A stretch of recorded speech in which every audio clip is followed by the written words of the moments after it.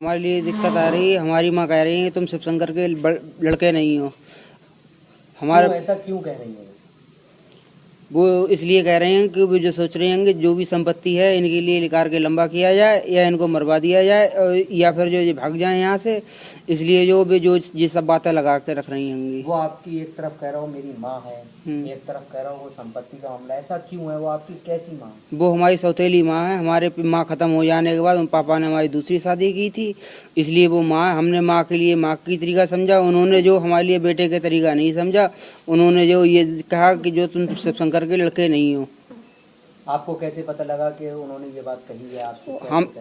हमने जो है उन्होंने हमारे खिलाफ झूठी एफआरआई लिखवाई थी और उसमें जो है ये लिखा हुआ था, उसमें जो है ये एफआरआई है, ये एफआरआई में लिखा हुआ है, इसमें जो उन्होंने लिखवाई कि तुम शिवशंकर के लड़के नहीं हो।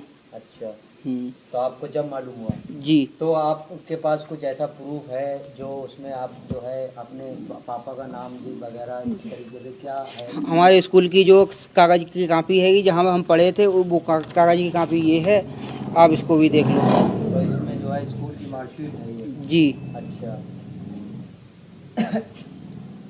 ऐसा क्यों कर रही हैं वो आपके? वो इसलिए कर रहे हैं कहते हो इनके लिए जो है ये भाग जाएं यहाँ से या फिर जो इनके लिए मरवा देंगे, इसलिए कह रही हैं। अच्छा, ये घर जो है वो घर किसका है?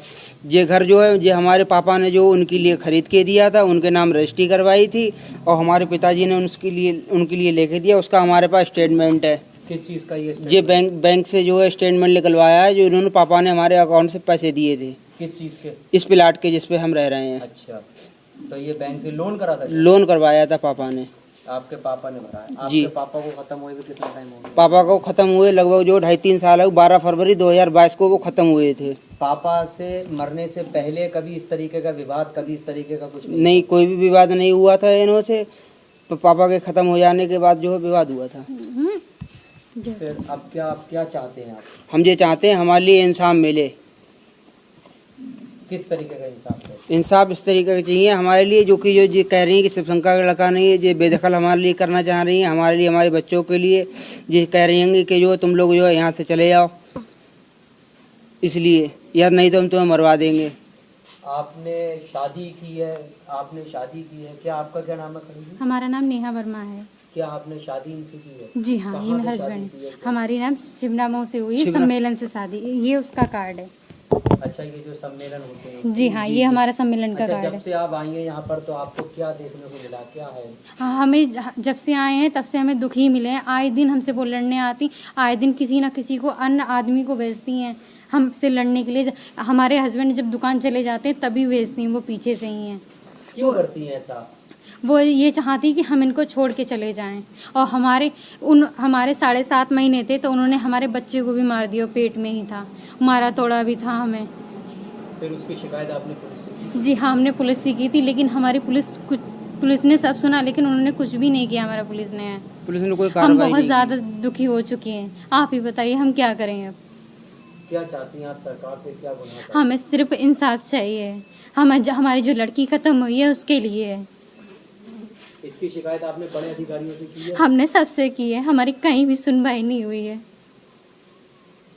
अब बस हमारे पास एक ही तरीका है, या हम मर जाएं या हम लोगों में से कोई ना कोई मरेगा ही। वो ये चाहते कि हम दोनों में से कोई मर जाए। अब तो कहीं आपने पंचायत की प्रधान वगैरह से ऐसे कुछ समझौता करने की कहीं मांग कही या नहीं कही? हमने जो पंचायत भी रखी थी, पंचायत में प्रधान जी भी थे, प्रधान जी को जो साथ में रखा, प्रधान जी ने भी ये बात रखी तो प्रधान जी की भी उन्होंने बात नहीं रखी। और जो बात हमारी हक के सही कह रहा था, उनसे कह रहे तुम लोग क्यों आए, क्यों यहाँ से उठ जाओ, उन लोगों ने भगाया। और तो अब आप क्या चाहते हैं? अब वो लोग आते हैं या नहीं आते हैं? वो लोग जो है आते हैं, वो ऐसी मई रास्ता में निकल के जाते हैं और जाने के बाद में जो धमकियाँ मिलती हैं हमारे लिए होंगी, उसकी जिम्मेदार मेरी सौतेली सास होंगी अगर इनको कुछ होता है तो।